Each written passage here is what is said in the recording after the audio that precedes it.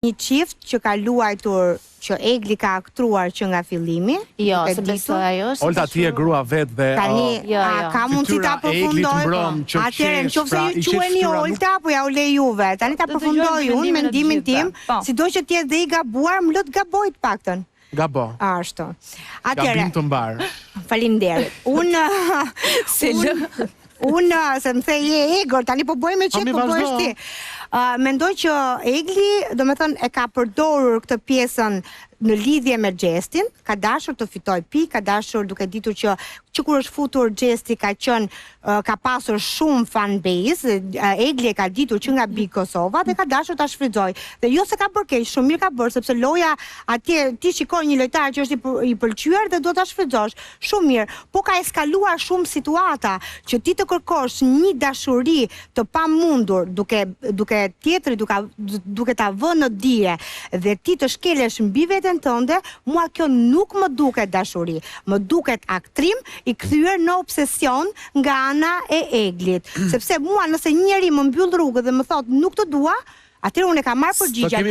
Por edhe Gjesti e ka luajtur, jam dakord. Edhe Gjesti ka luajtur sepse ka dashur të luaj, nuk e ka mbyllur rrugën 100%. E ka lënë gjithmonë të hapur.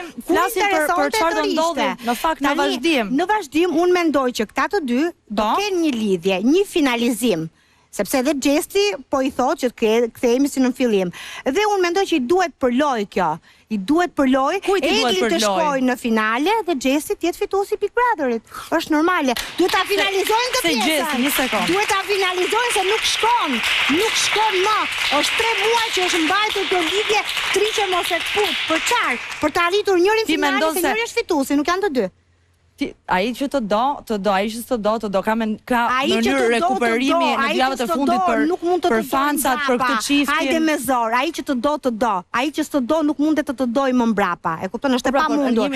Se ka shumë gjëra që rekuperim, domethënë 2 javët e fundit nuk mendoj, është domethënë është dhe ky kundërshtim tjetër. 2 javët e fundit janë si 2 muaj atje.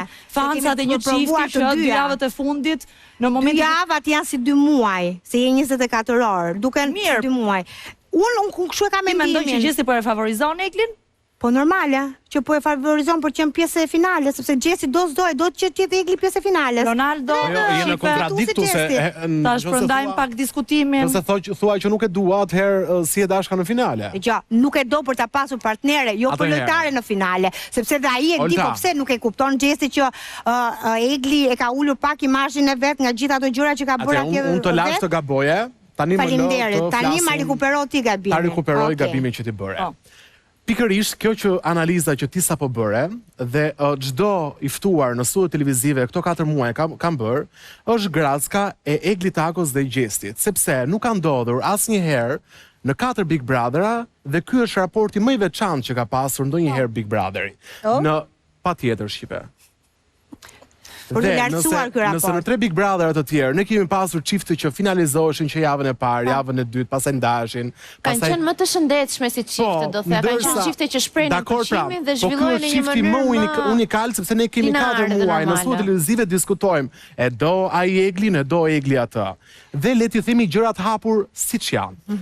Nëse do flasim në aspektin njerëzor të dashurisë, ne nuk mund ta gjykojmë sepse ne nuk dim vetë se si dashurojmë në periudha të ndryshme të jetës. Le të bëhemi njerëzor këtu.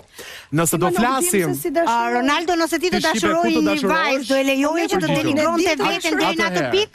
Dhe kuptojmë veten kur Ronaldo më përgjigj pak lutem, nëse ti të dashuroje një vajzë.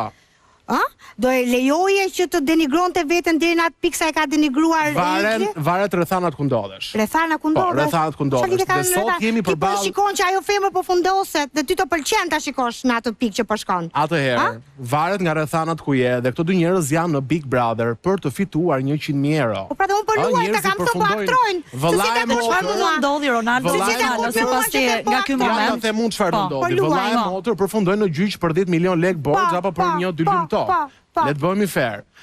Jemi përballë një fakti, Heidi.